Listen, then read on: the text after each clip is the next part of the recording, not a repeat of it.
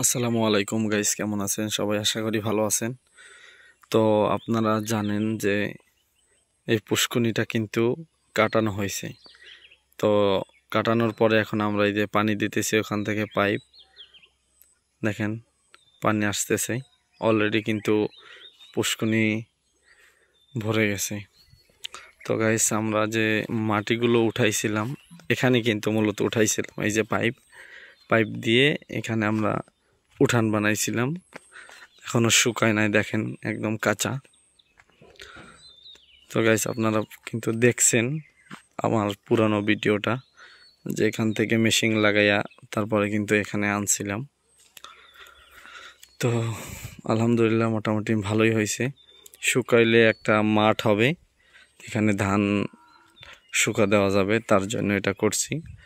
আর আমার গাছে কিন্তু মাশাআল্লাহ নতুন গাছে এবছর প্রথম রাজশাহী থেকে যে আম গাছগুলো আনছিলাম, তো ধারাবাহিকতাভাবে কিন্তু অনেক দূর পর্যন্ত লাগাইছিলাম। একদম ওখান থেকে এই দিকটা পুরা কিন্তু ইঁদুরে দুঃখজনক এটাই যে ইঁদুরে ফাঁকে ফাঁকের আম গাছগুলো কেটে দিয়েছে।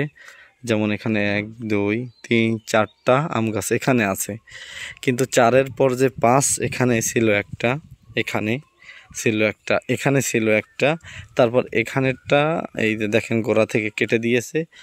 আর এটা মোটামুটি আছে, তারপরেরটা কিন্তু মাশাআল্লাহ আছে, এটা কিন্তু মজবুত।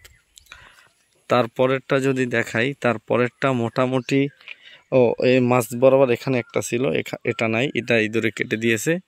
তারপরে এটা আছে, এটাও আছে।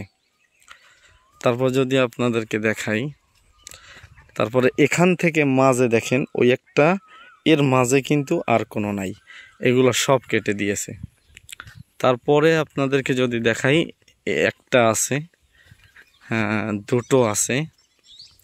তারপর এখানে একটা লাগাইছিলাম, এটা কিন্তু নাই, এটা গেছে। তারপরে একটা আছে, এটাই মাশাআল্লাহ আমও হয়েছে কিন্তু, এই দেখেন এটা কিন্তু মাশাআল্লাহ আম হয়েছে, এবং উপরেও কিন্তু আম হয়েছে, একদম বড় জাতের আম। এই দেখেন এখানেও কিন্তু একটা আম আছে। তারপরে মাশাআল্লাহ এটাও আছে, কিন্তু এটাও আম হয়েছে, কিন্তু এটা আবার অন্য জাতের আম। এটা দেখেন, এটা কিন্তু অন্য জাতের আম। আরও আছে এখানে দুটো। তো তারপরের গাছটাও মোটামুটি একদম নার্ভাস, একদম গেছে গেছে এরকম। তারপরের গাছটা আবার আলহামদুলিল্লাহ আছে, ভালো আছে। হয়তো মাটি মুটি দিলে, সার ঔষধ দিলে এটা এবছর ইনশাল্লাহ, আগামী বছর আশা করা যায় ফল হবে, নতুন পাতাও আসছে। তারপরে এটা কি পোক গাইস, আপনাদের কি জানা আছে গাইস এটা কি পোক?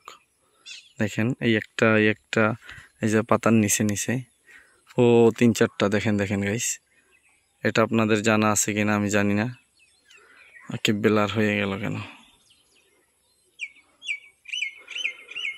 তো গাইস যাই হোক, পোক একটা একটু ধরি, দেখেন গাইস এই যে, তো এটাও আছে। তারপরে এখানে একটা ছিল, এটা নাই। সুপারি গাছও একদম যায় যায়। আর এটাও মোটামুটি আবার এই যে টেংরি হইতেছে, এগুলো ভাঙ্গে দিয়ে শুকাই গেছে, ভাঙ্গে না, শক্ত আছে। তো একটা, তারপরে মাঝখানে আর একটা নাই, ইঁদুর কিন্তু এগুলো কেটে দিয়েছে। তারপরে এই একটা আছে, আলহামদুলিল্লাহ এই একটা দেখেন, এটা কিন্তু মাশাআল্লাহ আছে। তারপরে যেটা লাগাইছিলাম সেটা কিন্তু নেই, তারপরেরটা আছে। তারপরে যেটা লাগাইছিলাম সেটা কিন্তু নেই, তারপরেরটা আছে। তারপরে যেটা লাগাইছিলাম একদম লাস্ট মাথায়, সেটা কিন্তু গাইস নাই। আর এই দিকটা লেবু গাছ লাগাইছিলাম, প্রচুর পরিমাণ লেবু গাছ, যেগুলো আসলে গরু এখানে এসে মানে পুরা শেষ করে ফেলছে। দেখেন লেবু কিন্তু 12 মাস হয়, একদম অনেক সুন্দর সুন্দর লেবু গাছ, যদিও এখানে বেলার হয়ে যায় বুঝলাম না।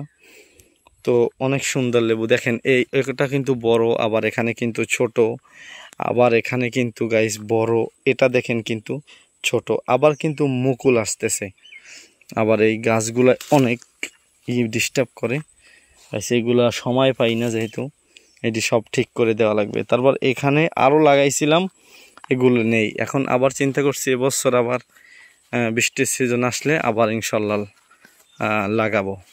তো গাইস দেখেন এখানে লেবু গাছ এই একটা আছে, ওই একটা আছে, ওটাই কিন্তু লেবু আসছে এবং এটাও কিন্তু মাশাল্লাহ অনেক বড় হয়েছে, এখানেও কিন্তু লেবু আছে। কিন্তু এই যে ছোট ছোট আপনাদেরকে দেখাই গাইস, এইখানে দেখেন এই যে লেবু, এই যে লেবু, আর এটাও কিন্তু লেবু আছে।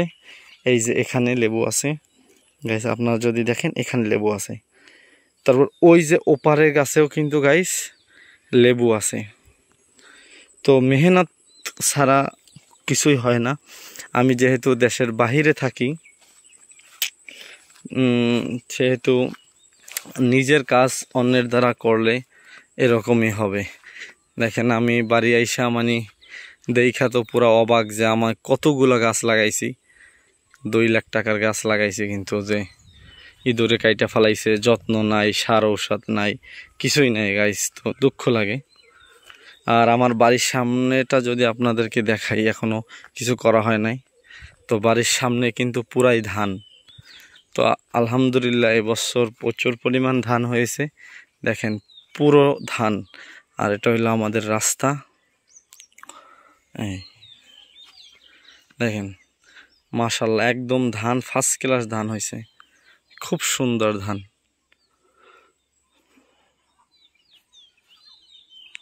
আর আমার বাড়িটা হয়েছে এই গাইস।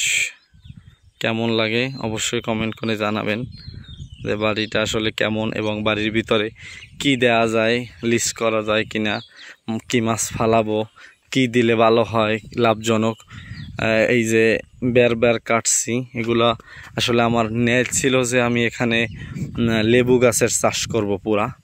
কিন্তু লেবু গাছ নিজে না থাকলে আসলে কোনো জিনিস হয় না। সেই ক্ষেত্রে আমি কি লাগাতে পারি, এবং পাশে পাশে কিন্তু গাইস আপনারা দেখেন যে এখানে কিন্তু সুপারি গাছ এই একটা আবার এই দিকটা তো পুরা লাগাইছিলাম, যদি এই দিকটা নাই, এই দিকটা আছে আলহামদুলিল্লাহ। এই একটা পরে এই একটা এরকম করে কিন্তু এখানে সুপারি গাছগুলা মোটামুটি আলহামদুলিল্লাহ আছে। এই দিকটাও আছে কিন্তু খুবই কম। কিন্তু আমার যে বাম দিকটা এই দিকটা আলহামদুলিল্লাহ ভালোই আছে সুপারি গাছ মোটামুটি।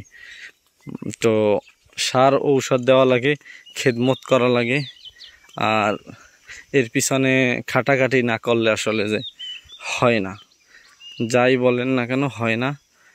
তো এই জায়গাটায় কি দেয়া যায়, কৃষি দেব না কি দেয়া যায় আপনারা একটু জানাবেন কমেন্ট করে অবশ্যই। এই কারণে মূলত ভিডিওটা বানানো এবং আপনাদের পরামর্শ এবং আপনাদেরকে দেখানো। আর এটা হচ্ছে আমার বাড়ি, এখনও কমপ্লিট হয় নাই, বাড়ির কাজ কেবল লিন্টন পর্যন্ত হয়েছে ইনশাল্লাহ। এই দিকটা সামনে, এটা হলো রুম, পরেরটা রুম, মাঝারেরটা হয়েছে আইতনা মজলিস বলে যেটাকে, আর এদিকে ব্যালকনি টয়লেট এবং ওই সাইডটা ব্যালকনি টয়লেট। আর এই দিকটা কলা গাছ, সাগর কলা, আনাজি কলা, তারপরে ঠোঁটে কেলা, এরকম বিভিন্ন জাতের কলা আছে। তো গাইস ভালো থাকবেন, সুস্থ থাকবেন এবং কমেন্ট করে জানাবেন যে কি করা যায়। অবশ্যই আপনাদেরকে সব কিছু দেখাবো, সামনে কি করতেছি না করতেছি আপনাদের সাথে শেয়ার করব। তো ভালো থাকবেন, আল্লাহ হাফেজ।